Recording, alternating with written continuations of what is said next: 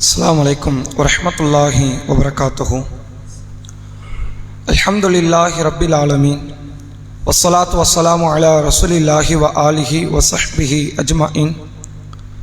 கண்ணியத்திற்கும் பெருமதிப்பிற்கும் உரிய எல்லாம் வல்ல அல்லாஹுவின் நல்லடியார்களே, அல்லாஹுடைய பேரருளால் சுபுகுடைய தொழுகையை ஜமாத்தோடு நிறைவேற்றிவிட்டு அவனுடைய பள்ளிவாசலில் அவனது மார்க்க செய்திகளை அறிந்து கொள்வதற்காக நாம் அனைவரும் இங்கு ஒன்று திரண்டிருக்கிறோம். உங்களுக்கு மத்தியில் இந்த தருணத்தில் இறை நம்பிக்கை கொண்ட அடியார்கள் மிக பேணுதலாக இருக்க வேண்டிய ஒரு முக்கியமான அமலை குறித்து நாம் அறிந்து கொள்ள கடமைப்பட்டு இருக்கிறோம். அல்லாஹுடைய தூதர் அவர்கள் சொன்னார்கள், லா யுஹாஃபிலு அலல் ஒது இல்லல் முஃமினீன். இறை நம்பிக்கை கொண்டவர்களை தவிர மற்றவர்கள் யாரும் ஒழுவிலே பேணுதலாக இருக்க மாட்டார்கள்.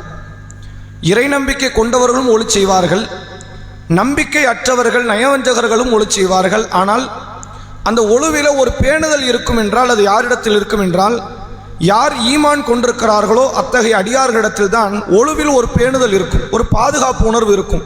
நம்ம கரெக்டாக செஞ்சோமா என்று ஒரு சுதாரிப்பு அவரிடத்தில் இருக்கும். இந்த சுதாரிப்பு என்றைக்கு நம்முடைய உள்ளத்திலிருந்து தவறிவிடுகிறதோ, அலட்சிய போக்கில் ஒளி செய்கிறோமோ, நம்முடைய உள்ளத்தில் ஈமான் இல்லை என்பதற்கான ஒரு சான்றை போன்று அல்லாஹுடைய தூதரவர்கள் சொன்னார்கள். திருக்குரானிலே பார்க்கலாம்.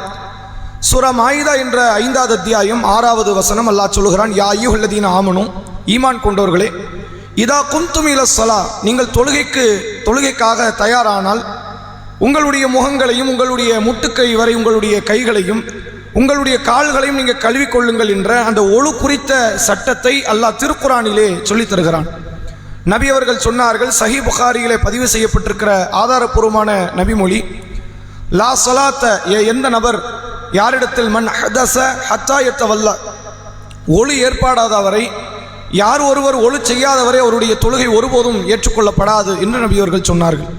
இந்த ஒழுவை மையப்படுத்தி மட்டும்தான் தொழுகை அமைந்திருக்கிறது. தொழுகை என்கிற மிக மேன்மையான ஒரு அமல், அல்லாஹ்விடத்திலே மிக பெரும் கூலியை நற்பாக்கியத்தை பெற்றுத்தரக்கூடிய அமல் என்பது இந்த ஒழுவை மையப்படுத்தி ஒழுவை முழுமைப்படுத்துவதை கொண்டுதான் அல்லாஹ் இந்த அமலை வைத்திருக்கிறான். அப்படிப்பட்ட அந்த ஒழுவில் நாம் என்னென்ன தவறுகளை செய்கிறோம் என்று என்றைக்காவது நம்ம சிந்தித்த நிகழ்வுகள் உண்டான்னு கேட்டால் ரொம்ப சொற்ப நேரங்கள் தான்.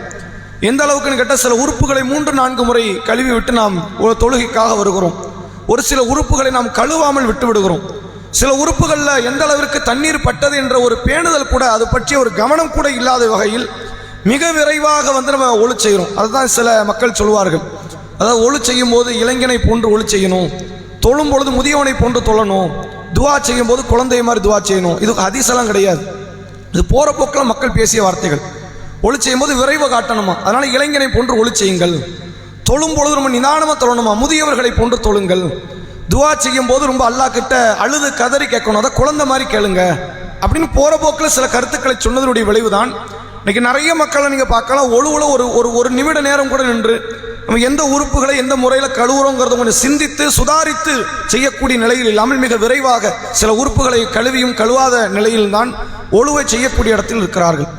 நபி அவர்கள் சொன்னார்கள், எந்த ஒரு அடியார் தன்னுடைய உடல் உறுப்புகளில் ஒழுவை செய்யக்கூடிய அந்த உடல் உறுப்பில் ஒரு உறுப்பை 3 முறைக்கு மேல் கழுவி விட்டாரோ அவர் வரம்பு மீறி விட்டார், அவர் வரம்பு கடந்து விட்டார் என்று ரசூலுல்லாஹ் 3 முறை சொல்றாங்க.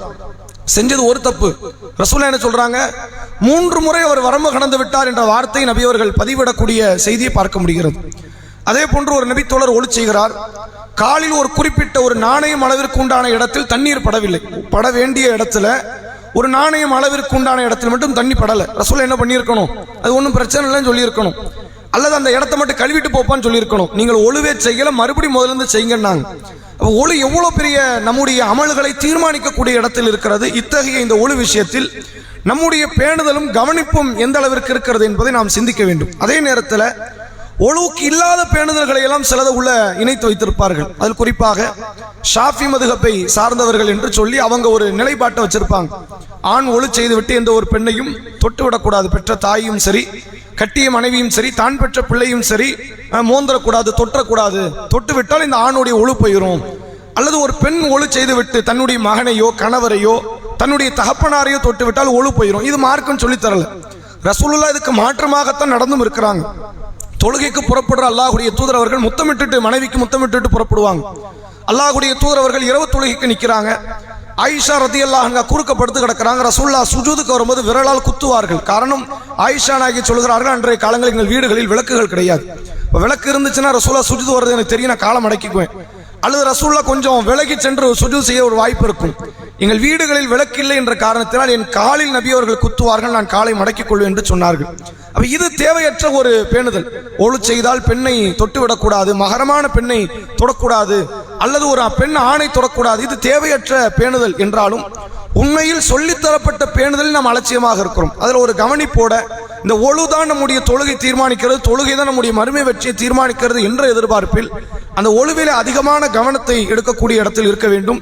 நாம் ஒழு செய்யாத காலத்தில் தொழுது கொண்டு இருந்தால் எவ்வளவு பெரிய தொழுகைகளை, எத்தனை பெரும் பெரும் சூறாக்களை கொண்டு அந்த தொழுகை நாம் அலங்கரித்தாலும், எவ்வளவு நீண்ட அளவில் அந்த தொழுகை அமைத்துக் கொண்டாலும், நபி அவர்கள் சொன்னார்கள், லா துக்குபலு சலா, யாருக்கும் தொழுகை ஏற்கப்படாது. மன்னம் அஹதஸ், யாருக்கு இந்த காட்சி புரிந்தோ அல்லது ஒழு நீங்கி விட்டதோ, ஹத்தா எத்தவல்ல, ஒழு செய்யாதவரை அவருக்கு தொழுகை ஏற்கப்படாது என்று சொன்னார்கள். இதை நாம் கவனத்தை நிறுத்தி கொண்டு இறை நம்பிக்கை கொண்ட அடியார்கள் மட்டும்தான் ஒழுவிலே பேணுதலாக இருப்பார்கள். ஒரு கவனத்தோடும் ஒழு விஷயத்தில் ஒரு சுதாரிப்போடும் இருப்பார்கள் என்ற நபியினுடைய வார்த்தைக்கு மதிப்பளிக்கிற விதத்தில் நாம் செய்யக்கூடிய ஒழுவில் அதிகமான கவனத்தோடு இருப்போம். சில மக்கள் எல்லாம் ஒரு தொழுகைக்கு ஒழு செய்வார்கள், அடுத்த தொழுகை வரை அந்த ஒழு இருக்கும், பல மக்களுக்கு இருக்கும், அந்த ஒழுவோடு அவங்க தொழுவாங்க. ஆனால் இது கவனிக்க வேண்டிய விஷயம் என்னன்னா, ஒழு களைஞ்சதா இல்லையாங்கிறது கூட ஒரு சந்தேகத்தில் இருக்கும். அப்படி தொழக்கூடியவர்கள் உண்டு. லுஹர்ல செஞ்ச ஒழுவோட அசர்ல தொழுவாங்க, மகரிப்ல செய்த ஒழுவோட இஷாவில் தொழுவாங்க.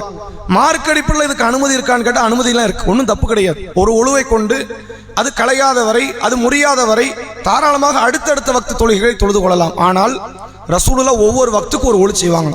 ரசூலுல்லாஹ்வுடைய வழிமுறை. நபிக்கு ஒழு கலைந்தாலும் கலைனாலும் ரசூலுல்லாஹ் மகரிப்புக்கு செஞ்ச ஒழுவோட இஷாக்கு வரமாட்டாங்க, இஷாவுக்கு இன்னொரு ஒழு. ஃபஜர்ல செஞ்ச ஒழுவோட லுஹருக்கு வரமாட்டாங்க, லுஹர்ல செய்த ஒழுவோட அசருக்கு வரமாட்டாங்க. ஒவ்வொரு தொழுகைக்கும், அதாவது ஒவ்வொரு ஃபர்லான அந்த தொழுகைக்கும் நபி அவர்கள் ஒழுவை புதுப்பித்துக் கொள்வார்கள். அப்ப நபியினுடைய ஒரு வழிமுறை என்ற அடிப்படையில் இந்த ஒழுவுக்கு கொஞ்சம் கூடுதலான கவனத்தை எடுத்துக்கொள்வோம். அதே நேரத்தில் நம்ம அதிகமாக ஒழு செய்வதன் வாயிலாக தண்ணீரை சீரழித்து விடவும் கூடாது. இன்றைக்கு ஒரு ஆய்வறிக்கையில் சொல்கிறார்கள், இஸ்லாமியர்கள் செய்யக்கூடிய ஒழுவின் காரணமாக மட்டுமே பல லட்சம் கேலன் தண்ணிகள் வீணடிக்கப்படுகிறது என்று. ஒரு இந்தியாவில் மட்டுமே பெருமளவுல பொருளாதாரங்கள் அந்த தண்ணீர் வகைக்காக மட்டும் செலவழிக்கப்படுகிறது என்று.